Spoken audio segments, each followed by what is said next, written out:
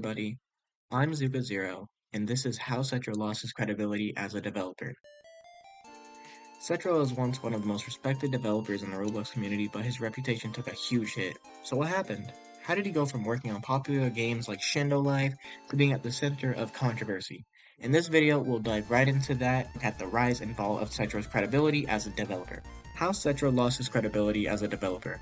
Setro was once one of Roblox's top game developers, contributing to massive titles like Anime Fighting Simulator, Shindo Life, and Superpower Training Simulator. His involvement in these games was mostly praised by fans. He was loved and he engaged with his community.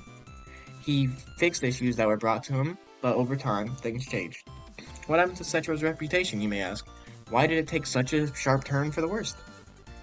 Let's dive into that drama surrounding Type Soul, the game that completely shifted how people saw him. Before we get into that downfall, let's talk about Setro's early career. Fans loved his work on Anime Fighting Simulator and Shindo Life. He took criticism seriously, fixed problems quickly, and kept the community engaged. The game had a fresh, relaxed vibe because Setro communicated with his players. He worked to improve the experience. But there was one major complaint: the grind. Fans said the game was too grindy. There wasn't really anything groundbreaking about that, but for a Roblox game, that could be a make or break type of thing. It was clear there was an area for improvement though.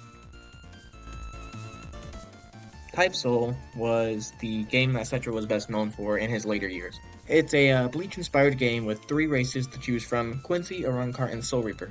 The progression was fairly similar for Arrancar and Soul Reaper, but the Quincy race had a reputation for being even more grindy. The game wasn't without its issues, but people did enjoy it. One major problem was race wars. Players would hunt down other players from different races, especially Quincy's, just because they were playing a different race. This created a toxic atmosphere, making the game unwelcoming for new players. Aside from the race war, Type Soul's fighting mechanics also faced criticism.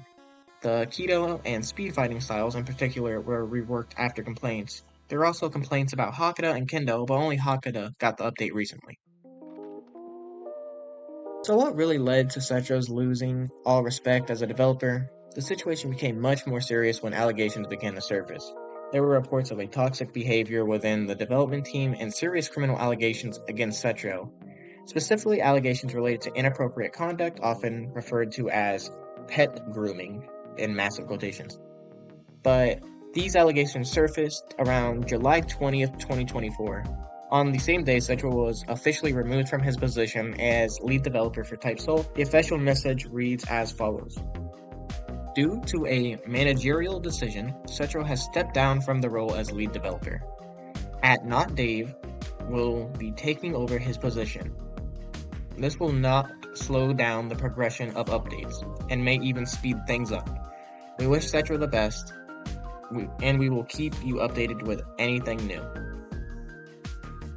The next day, Dave, the new lead developer, made a statement reassuring the community that Type Soul would continue in the same direction. He mentioned that the Hell update was still in the works and promised more transparency and frequent updates.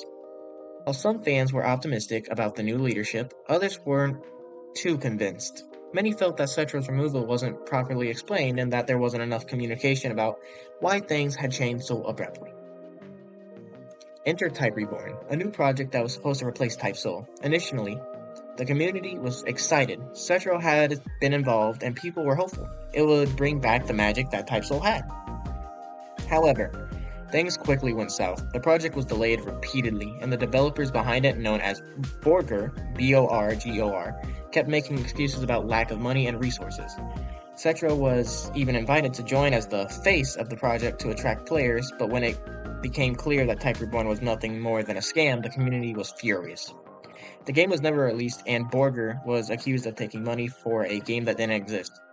Fans of Type Souls felt betrayed, and the whole situation further damaged Setro's reputation.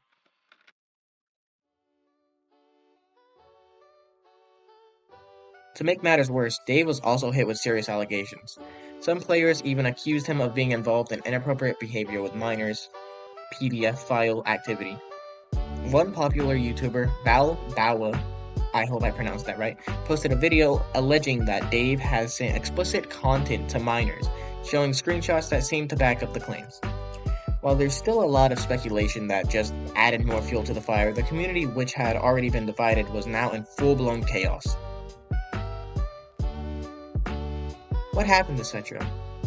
He went from being one of the most respected developers in the Roblox scene to being at the center of massive controversy. From toxic environments to serious criminal allegations and the Type Reborn scam, Setro's reputation has been irreparably damaged. Whether or not Setro is completely to blame for everything is still up for a debate, but his involvement in these controversies has made it clear that Type Soul's once strong community has been deeply affected. What do you think about the Type Soul drama? Was Setro treated unfairly, or did he bring it on himself? Please let me know in the comments below. I've been Zuka0.